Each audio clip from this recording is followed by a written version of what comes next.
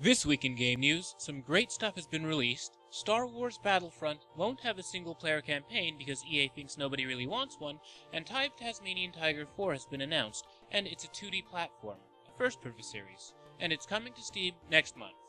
This is the Blackman and Robin game news update. First off, in-game hardware news, the Smack Zero price and pre-order date have been unveiled. The device is going to be available to pre-order on November 10th, 2015 for $299. It boasts 4GB of RAM, 32GB of internal storage, and an SD card slot. It also has an HDMI output, a pair of gamepads and buttons, but what really makes this unit stand out from the crowd of other handhelds is that it boasts SteamOS. You'll be able to play Steam games on it, assuming the games feature Linux ports. Folks called it the Steam Boy at first for obvious reasons. Now, if the Smack Zero is released and it's a big success, it has potential to change the face of handheld gaming. While there are quite a few other handheld consoles that are kind of similar to the Smack Zero, what sets the Smack apart, or the Smock, however you prefer to pronounce it, let's just call it the Zero for simplicity's sake, is that instead of running on Android and streaming your PC games, it's just running them directly. Also interesting is that the Zero features an x86 processor. Now mind you, x86 processors have a bit of a reputation for sucking quite a bit of power. Right now, there's no word on how efficient the battery on the Zero is going to be. That said, if the processor manages to be efficient enough not to suck down the battery to nothing in a matter of minutes, then the Zero has massive potential. Also worth noting is that because the Zero has an x86 processor, technically speaking, you could install Windows on it, though I'm not entirely sure of how well Windows would work on the device, seeing as it looks a little bit like somebody smushed a screen into a Steam controller. I'd not hold my breath on that Windows install. In other hardware news, during the week Samsung unveiled the Galaxy Note 5 and Galaxy S6 Edge, a pair of rather pretty smartphones, but that's not all that they'll be releasing soon. In an interview with CNET, J.K. Shin, Samsung's mobile chief, unveiled that the next version of the company's Gear VR is being worked on, though there's no word on when it's coming out. The Gear VR, in case you've not heard of it, is Samsung's take on virtual reality. You pop in your Samsung Galaxy phone, and boom! Virtual reality. It's more upscale than a cardboard unit, though it's not quite on par with the Oculus. It is the best mobile VR experience you can get right now. If you own a Samsung Galaxy phone and you're considering getting into virtual reality, you might want to check out the Gear VR. Also, while we're talking virtual reality, it'd be a mistake not to feature this image from user Light Samus over on Reddit. Thanks, Light Samus. Thanks. Over in RPG news, Celestian Tales Old North was released on Steam for Mac, PC, and Linux. It's JRPG styled, though it features pretty painted sprites instead of SNES-esque pixel art. Thus far, it's gotten really good reception from users, and the aspect of the game that caught my attention was the story. It's largely about morality. You might be fighting on the side that regards itself to be the good guys, but can you always justify your actions? Are you a hero in name only? Does the religion in the game really offer absolution, perhaps not for your soul, but for your conscience? Personally, I love it when games at least dare to venture near this territory. I've not yet played Celestian Tales Old North and can't comment on whether or not the game does these things right, but I commend the developers for at least trying.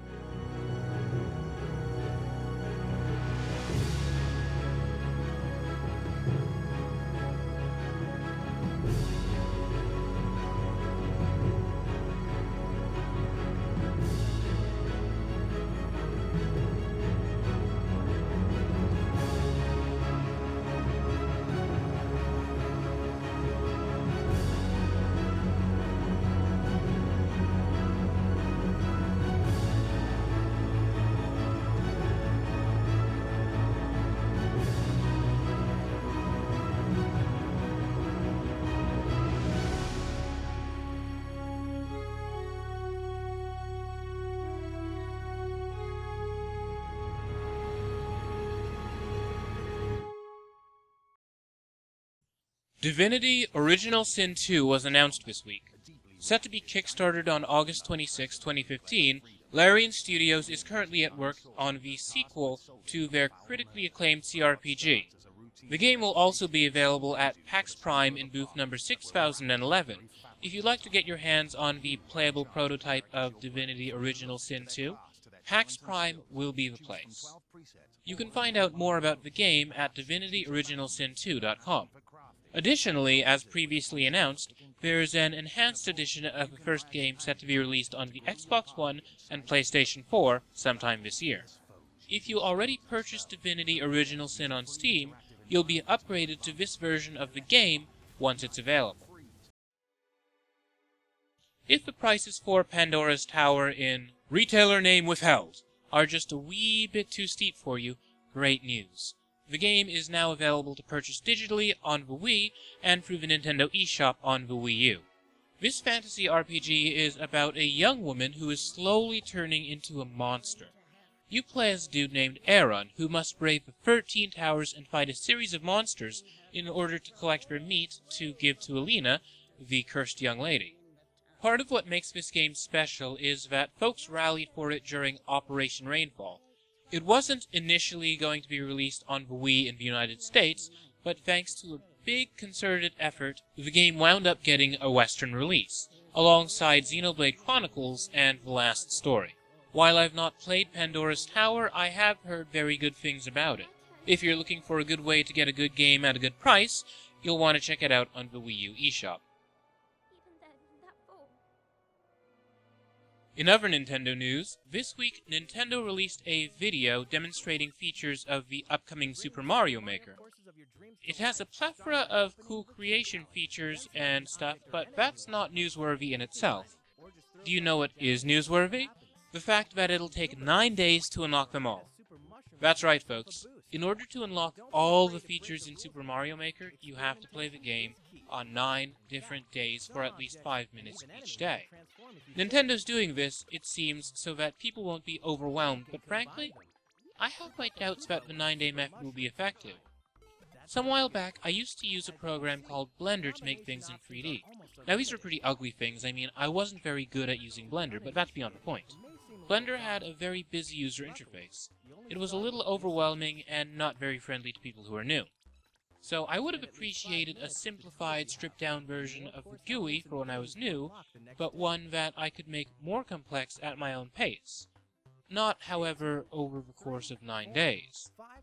Of course, seeing that this is Nintendo making this decision, chances are they'll find a way to make this work. Seeing as the game is set to be released in a little bit under a month, hopefully they make some quick changes that will allow you to learn the game at more your own pace. Released this week on the PlayStation Vita was Actual Sunlight. Created by Will O'Neill, this game about depression is, well, quite sad. It's also worth taking a look at. We got to interview Mr. O'Neill this week regarding his game and what inspired him. You can check that out at blackmanandrobin.com. Now, I've played Actual Sunlight on the PC. While it is a sad game, it does several things right regarding depression. While Evan Winter, the main character of the game, is very clearly depressed, he's more than his depression. He's a character. He has a life, he has likes and dislikes, and many other things. If you're looking for a well-written example of a character with depression in a video game, you'll definitely want to take a look at Actual Sunlight. Now, last week, the International 5 took place. This massive international Dota 2 tournament had a massive prize pool, over $17 million.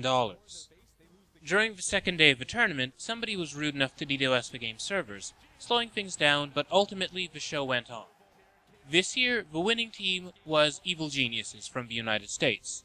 They took home over $6 million in prize money. Each person on their team is now a millionaire, including the 16-year-old Sumail Hassan Syed of Pakistan. Blackman and Robin congratulates everybody who took part in the international, and we're looking forward to the next one. In somewhat sadder MOBA news, Infinite Crisis has shut down this week. In case you've not heard of Infinite Crisis, what you need to know about this game is that it was a MOBA featuring characters from the DC universe. You could play as various versions of these characters, so you could play as good old-fashioned Wonder Woman, or perhaps Gaslight Batman, Regeneration Matrix Superman. It was pretty good as far as MOBAs go, but unfortunately, pretty good isn't going to cut it in today's market. While I am disappointed that Infinite Crisis had such a short life, I feel that this is a painful reminder not to jump on the bandwagon. Just because there are a couple of games in a market that are massively profitable does not mean that making a game for that same market is going to result in your game being massively profitable. MOBAs are a lot like MMOs in that MOBA players tend to be very dedicated. This is because MOBAs tend to be rather complex. There's a whole lot to learn in each game. While they are typically free to play, dropping the barrier to entry, ultimately a MOBA survives on the strength and the size of its community.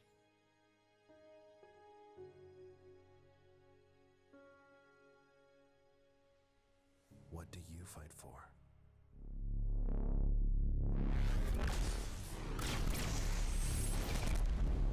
Now, in an interview with GameSpot, Peter Moore, the CEO of Electronic Arts, explained why the upcoming Star Wars Battlefront didn't come with a single-player campaign.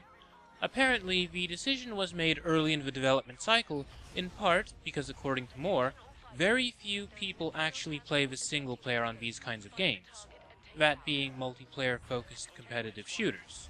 Personally, I'm not totally heartbroken about the lack of a single-player campaign in the next Star Wars Battlefront. While it would have been nice to have one, I would much rather have fully fleshed out multiplayer and no single player than mediocre single player and passable multiplayer. Frankly, there are a whole lot of multiplayer action games with mediocre stories attached. We don't need another one. On the other hand, it has been some while since we've seen a Star Wars game with a good, strong story. There is still a chance that the bones of what was Star Wars 1313 will be released, albeit with some changes most likely. In other FPS news, the ESRB has granted to Halo 5 a T rating, in spite of its content being mostly the same as the rest of the Halo games. Keep in mind, the other FPS in the Halo series are rated M. So what's made the difference for Halo 5? Is it the lack of a flood, perhaps? Well, perhaps that's it. Let's keep in mind, however, that the Halo games have always had content that's more on the level of Destiny, Bungie's newer sci-fi shooter franchise, than, Gears of War. There are teen-rated games that could definitely be considered to have more mature content than that in the rest of the Halo series. In fact, the only other games in the Halo series to get the T rating were Halo Spartan Assault, a top-down shooter, and Halo Wars, an RTS that had a sequel announced during Gamescom last week. Speaking of RTS, the art in the upcoming arcade RTS Tooth and Tail has been upgraded. We don't have a trailer for that one yet, but we can tell you that this Redwall-inspired game, currently in private pre-alpha, is looking very, very good. What caught my attention was the premise. It's being billed as an arcade RTS, and it's supposed to be played in the space of 5 to 10 minutes against somebody. We'll be keeping a close eye on Tooth and Tail. Would you like to take a ride? Roller Coaster Tycoon World is coming out later this year from Atari, and it looks pretty promising. This week, the developers have unveiled that the game will be available on Linux as well as on PC. Additionally, they announced a sandbox mode, fully deformable terrain, and Steam Workshop integration, making it easy to share mods. The developers will also be showing off more of the game in a couple of weeks during PAX Prime. Considering the way that the release of the last big Sim-branded game went, however, SimCity, never forget, might I suggest that you refrain from pre-ordering Roller Coaster Tycoon World? Even though it's not coming from Electronic Arts, it is coming from Atari, and as of late, they don't have the very best reputation. The frustratingly fun skateboarding game Ollie Ollie 2, Welcome to Ollywood, has been released on Steam this week for Mac, PC, and Linux. Released earlier this year on the PlayStation 4 and Vita, this tricky skateboarding game is finally set to infuriate PC players. Thus far, it's gotten great reception. I've played the previous game and have to say that it's quite fun. It's easy to get started pulling off tricks, but quite hard to actually land them.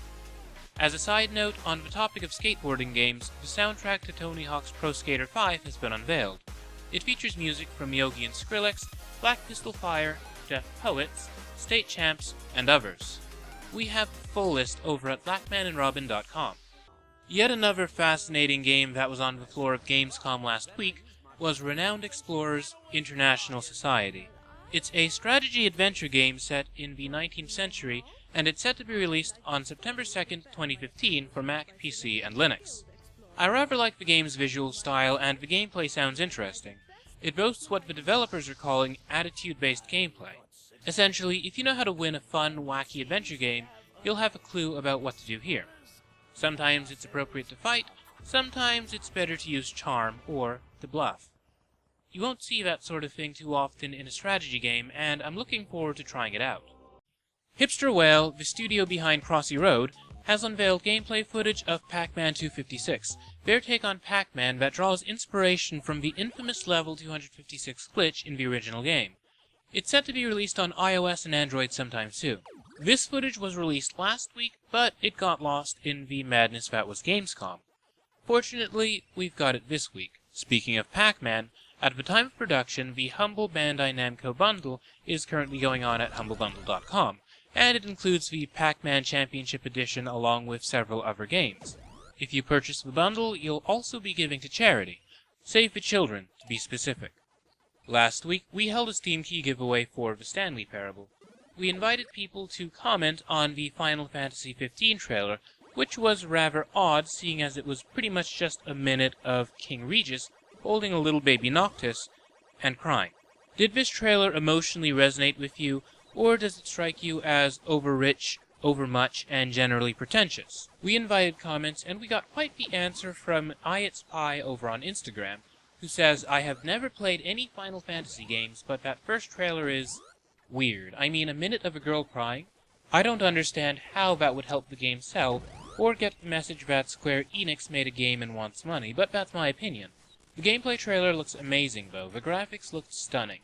That's all my opinion, though, and that's all coming from a guy who has never played Final Fantasy." Well, IItspie, good news.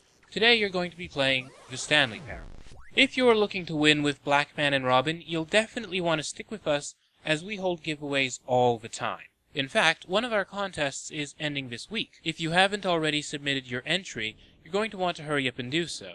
You see, a while ago we had an episode of the Blackman and Robin Irregular Game Show on creating income inequality in city skylines. We've gotten quite a few submissions. Will yours be one of them? All you have to do is send an email to info@blackmanandrobin.com or send us a tweet at blackmanandrobin, and just tell us about income inequality and video games. We'll be featuring these submissions on the next episode of the Irregular Game Show, and our very favorite submission will win a $20 Steam gift card. Also, if you've not seen it already, be sure to check out that episode of the Blackman and Robin Irregular Game Show for more details on how to enter. An 8-minute gameplay trailer was released for the Solus Project, an upcoming first-person adventure in which you're stranded on an alien world and you must try to survive, eating strange alien plants while trying to send a signal back to Earth, perhaps to let them know that you've survived and the planet is habitable, and maybe that it's been inhabited before. The Solus Project is set to be released on PC and Xbox One early 2016. If you've been searching in vain for a musical puzzle game, search no more. Centris has just left early access on Steam. Available now for Mac, PC, and Linux, Centris is a game that really caught my attention some while back, and I decided to stick with it. I am happy I did. Centris, in case you've not heard of it, is a rather unusual take on a musical puzzle game. It has more emphasis on making cool music than solving puzzles. In Centris, you can just keep going and going and going around in a circle until you've finally made a cool song, and then, maybe, you'll solve a puzzle on top of it. No pressure. Finally this week, version 1.04 of Rocket League has been released. This adds several new cars in the game's Supersonic Fury DLC pack, along with some other cosmetic items. Additionally, this update brings quite a few cool free things for other users, such as the Utopia Coliseum arena, which looks great, the ability to spectate games, and server gate wheels and a disconnected antenna. It's Psyonix's way of apologizing for the game's launch issues. Well, that's it for this week's game news. Be sure to follow at Blackman and Robin on Twitter for all the latest game news, reviews, previews, and interviews. Follow me at Jordan_Cameron for my other views. Please enjoy this fantastic cover of To the Moon's theme song by Youtuber Natalie Evans. You can check out more of her stuff at youtube.com/NatalieEvansMusic. You can also follow her on Instagram at Natalie H. Evans.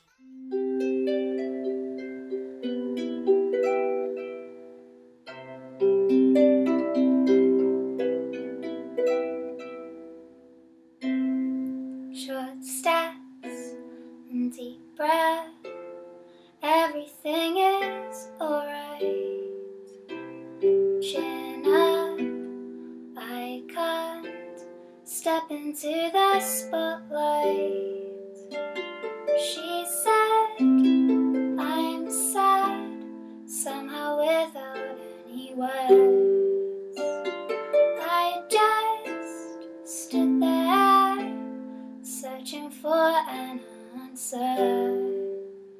When this world is no more, the moon is all we'll see.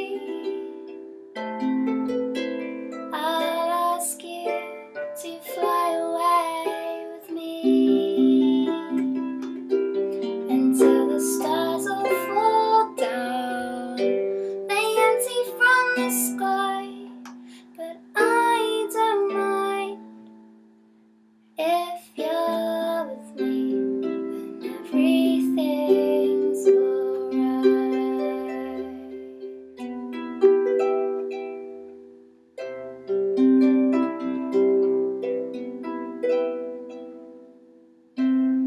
Why do my words always lose their meaning?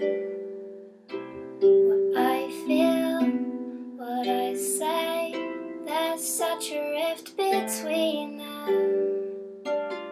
He said, I can't really seem to read you. I just stood there, never know what I should do. When this world is no more,